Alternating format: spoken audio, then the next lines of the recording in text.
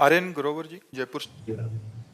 महाराज जी, कोई कहता है कि जीवन में भगवान का एक दिव्य मंदिर बना दिया जाए तो जीवन सफल हो जाएगा। कोई कहता है गौशाला का निर्माण, कोई कहता है धर्मशाला बना दो साधु संतों के लिए। महाराज जी, आप मार्गदर्शन करें, धर्म हेतु किए जाने वाला सबसे बड़ा कार्य क्या है? नाम जप।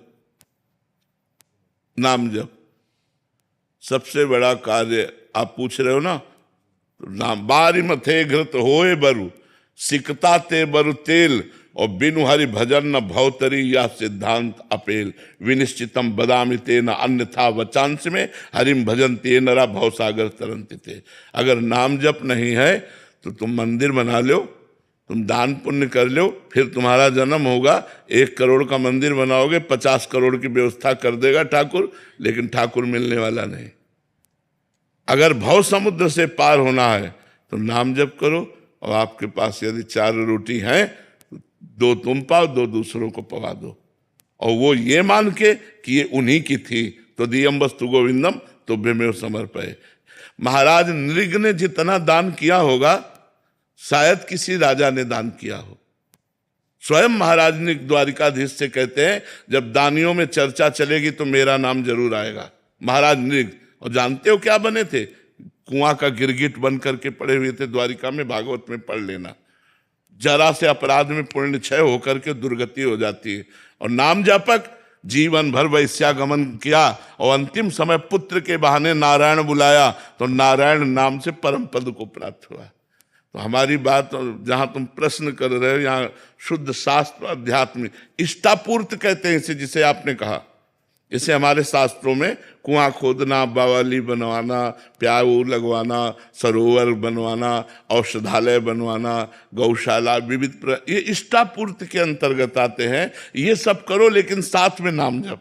अगर नाम जप नहीं तो ये पुण्य कार्य है, इनके बल से आप स्वर्ग आदि लोक जा सकते हैं, वहां के सुख भोग कर पुनः पुण्य क्षीणे मृत्यु लोके विशंति। भगवान की प्राप्ति भगवान के स्मरण से होती है। तो मंदिर बनवाना पुण्य का कार्य है, भगवत कार्य है, लेकिन बिना भजन के भगवान की प्राप्ति नहीं होगी। आप फिर आओगे, बहुत बढ़िया महल तुम्हें मिलेगा और 50 करोड़ रुपया मिलेंगे, क्योंकि आपने मंदिर बनवाया, लेकिन भगवान नहीं मिलेंगे। मिले ही न रघुपति बिनु अनुरागा, किए कोटि जप जोग विरागा। बिना भगवान प्रेम के नहीं मिलते। हरि व्यापक सर्वत्र समाना, प्रेम ते प्रगट होए मैं जाना। ये पक्की बात समझ। और प्रेम प्रकट होता है भजन से, और प्रेम से भगवान प्रकट होते हैं। भगवान की प्राप्ति ही जीवन का परम लक्ष्य है। इसलिए जो करो, तुम्हारे पास भगवान ने रुपया दिया है, मंदिर बनवाओ, औषधालय बनवाओ, गौशाला खोलो, नाम जप करते हुए, भगवान का चिंतन करते हुए, और ये मानकर कि भगवान की दी हुई वस्तु भगवान को दे रहे हैं, मेरा उसमें कोई हक नहीं, ये तो भगवान की वस्तु। तो इससे भगवत प्राप्ति हो। केवल पुण्य करेंगे तो क्या होगा? स्वर्ग आदि लोकों को जाओगे, पुण्य छिड़े मृत्यु लोके विसंति, पुनः मृत्यु लोक में जन्म होगा। तो ये तो कोई ज्यादा खास बात तो यही तो, इसीलिए इसका कोई महत्व नहीं है। एक नया स्वप्न जैसा देख लो, 1000-2000 वर्ष का, और बस फिर आकर के मृत्यु लोक में क्या बनना पड़ेगा। महाराज नहुष देव राजेंद्र की पदवी पर बैठे और पुण्य क्षीण हो गए, सची माता के प्रति गलत भाव कर लिया, तो अजगर की योनि में आके जन्मे थे। महाभारत में पढ़ के देख लो, सीधे इंद्र पद से ट्रांसफर हुआ अजगर योनि में। एक राजस्वी यज्ञ में एक चीटा एक छोटा सा दाना चावल का लेके बड़ी मेहनत से जा रहा था। 3 टांगे थी, एक टांग टूट चुकी थी। तो अर्जुन जी की दृष्टि पड़ी, प्रभु से कहा, प्रभु राजस्वी यज्ञ में सब चकाचक हो रहा है, एक चीटा बेचारा कितना कष्ट पा रहा है। तो बोले, पता है 14 बार इंद्र बन चुका है। वो चीटा 14 बार इंद्र बन चुका है। कोई भरोसा नहीं है पुण्यों का, कहां से कहां ट्रांसफर हो जाए। और नाम जब करोगे, भरोसे की बात कहते हैं कि अगर अगला जन्म होगा भी तो श्रीवान कुलवानों के यहाँ होगा, मनुष्य रूप में होगा, और भजन करके निश्चित भगवान को प्राप्त होगे। अगर बहुत ही दुर्गति हो गई तो उस जीव को भी ऐसी जगह रखा जाएगा जहां भागवतिक होगा, भगवत कथा और एक कीर्तन वाला, दरवाजे का कुत्ता बना बैठा, और भगवान का भोग प्रसाद पा रहा है, कथा सुन रहा, कीर्तन सुन रहा, उद्धार हो गया। तो भगवान के नाम के सिवा हमें तो और कुछ उपाय नहीं। कलयुग केवल नाम आधारा, केवल नाम आधारा। सुमिर सुमिर नर उतरहि पारा। नाम जप करो और सत्कर्म करो। ऐसा नहीं हम ये मना कर रहे हैं, मंदिर बनवाओ, गौशाला खोलो, औषधालय, लेकिन नाम जप जरूर करो। नाम जप के बिना सब अधूरा हो जाएगा, क्योंकि वो पुण्यों से पुण्य फल मिलेगा, फिर मृत्युलोक में जन्म होगा। तो हमारा जन्म मरण को जो रोकने का चक्र है वो भगवान के नाम में सामर्थ्य है। महाराज जी ये बात तो अभी आपसे सुनने को मिल रही है, शास्त्रों में भी लिखा है महाराज जी, काफी महापुरुष कहते भी हैं, बट ज्यादातर महिमा कि ये पुण्य करो, ये करो, दान करो, ये करो, इसी में महाराज जी ज्यादा इसको भोजन पवाओ, ये भी अच्छा कार्य है महाराज जी, बट अच्छा भी लगता है। एक को भोजन पवाओगे तुम्हें 100 दिन के लिए भोजन की व्यवस्था हो जाएगी। 100 कंबल बांटोगे 5,000 की व्यवस्था हो जाएगी। 1 अरब दान करोगे 100 अरब की व्यवस्था हो जाए। 1 अरब में तो बुद्धि ठीक नहीं हुई, 100 अरब में तुम्हारी ये बुद्धि कहां से भगवान में लगेगी। मेन जो पॉइंट की बात है कि हमारा संसार चक्र नष्ट होना चाहिए। दुख सुख से परे परमानंद की प्राप्ति के लिए उपाय है भगवान का भजन। भजन के बिना पर महाराज जी भजन में तो बड़ा मन और ज्यादा उदास हो जाता, उसमें कंबल बांटे तो अच्छा भी लगता है कि 4 जने कह रहे हैं कि आ वाह कंबल बांटे। तो उससे अहंकार का पोषण होता है। वो डींगे हाँक हाँक करके अपने पुण्यों का नाश कर देते हैं, अहंकार की पुष्टता। अब भजन में तो टूटना है अंदर से, जलना है अंदर से।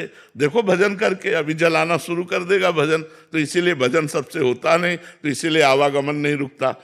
जब संत समागम होता है तो क्यों कहा गया कि सत्संगति संस्कृति कर अंता, बड़े भाग पाइब सत्संगा, तो बिना ही प्रयास होय भवभंगा। क्यों? क्योंकि सहज में वो बात हमें पकड़ में मिल जाती है जो हम शास्त्रों का स्वाध्याय वर्षों करें और नहीं पकड़ में आएगी, वो 1 मिनट में संत संग में पकड़ में आ जाएगी। तो संत संग जैसे मिला, आप सुने, अब आप शुरू कर दे नाम जप करना और मंदिर बनवाए, गौशाला कर, तो आपका परम मंगल हो जाएगा, क्योंकि नाम चल रहा है इसलिए आपका परम मंगल। महाराज जी आप बहुत कड़वी दवाई देते हैं, कभी कभी मरना है, कटना है, जाना है। असली बात बता रहे हैं, असली बात बता रहे हैं। बट महाराज जी वो अच्छा लगता है कि कंबल बांट दो, इतने में चल जाएगा, इतने में या किसी को भोजन पवा दो, प्याऊ खोलो, अच्छा लगता है महाराज जी। मतलब अलग अलग क्लास होते हैं। ये वृंदावन है, वृंदावन में ये जो क्लास लगता है ये आध्यात्मिक क्लास है, प्योर आध्यात्मिक, नो इसमें मिलावट। कोई चांस नहीं मिलावट। स्वयं से ही भजन करने पर भगवत प्राप्ति होती है, पुण्य हो जाएगा, अनुष्ठान करने से आपके सुकृत बढ़ेंगे, लेकिन भगवत प्राप्ति नहीं होगी। भगवत प्राप्ति तो स्वयं के भजन करने से होगी। इसीलिए स्वयं का भजन करना बड़ा कठिन लगता है लोगों को, प्राय ऐसा लगता है भगवत प्राप्ति नहीं हो सकती, पुण्य होगा, और पुण्य का कोई महत्व नहीं। एक संत की निंदा कर दो, पूरे जन्म के पुण्य नष्ट हो गए, पूरे जन्म के।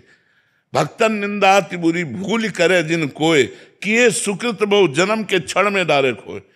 पुण्य कोई बहुत स्थायी चीज है क्या? जरा सा संत निंदा की सब गए, सब भस्म हो गए पुण्य, क्या फायदा हुआ? और हम राम राम कृष्ण कृष्ण राधा राधा जप रहे हैं, अगर हमसे संत निंदा भी हो गई तो वो वहीं स्टॉप लगा दिया जाएगा। गुरुदेव भगवान अगर संत को पहचानेंगे कैसे? इस समय जो सिचुएशन है, कई बार आप भी इसकी चर्चा किए हैं अपने। देखो, अब सच्चे संत की पहचान तो केवल भगवान जानते हैं।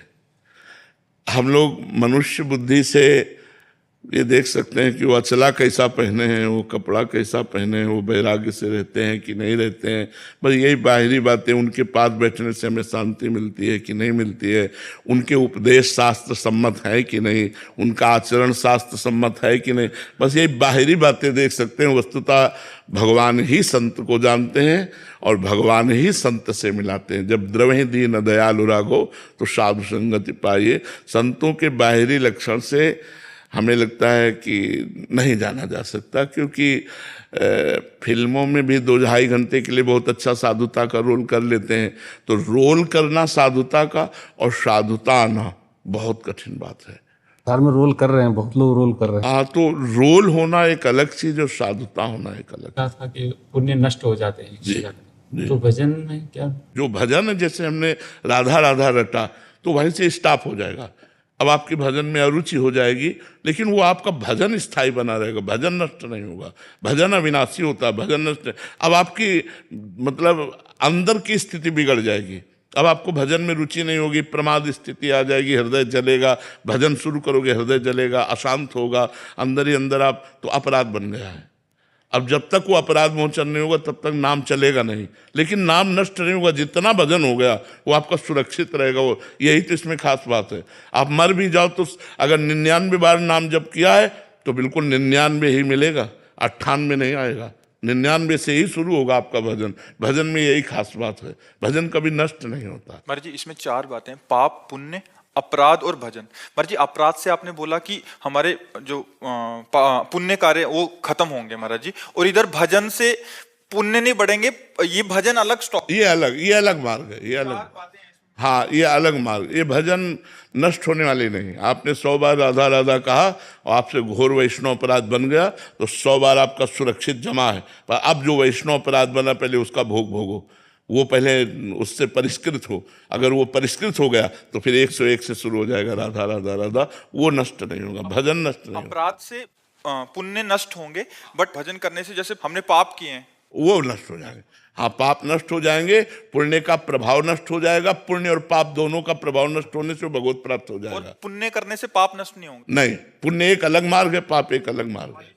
हाँ पुण्य एक अलग मार्ग है, पाप एक अलग मार्ग है। लेकिन भजन करने से पाप अपने आप नष्ट हो जाएगा और पुण्य का समन हो जाएगा। पुण्य का समन हो जाएगा और वो भगवत प्राप्त हो जाएगा। भजन एक अलौकिक चीज है, भजन के बिना तो जीवन ही व्यर्थ है। इसीलिए सबसे प्रार्थना करते हैं कि चाहे 24 घंटा में 24 मिनट ही सही राधा राधा दीजिए, समय दीजिए, भजन में समय दीजिए। और इसीलिए मतलब लोगों का परिवर्तन भी हो रहा है। जो लोगों का परिवर्तन हो रहा है वो इसी नाम के प्रभाव से हो रहा है। अगर पुण्य की बात की जाए तो पुण्य का कोई खास महत्व नहीं। बड़े बड़े पुण्यात्माओं की दुर्गति होते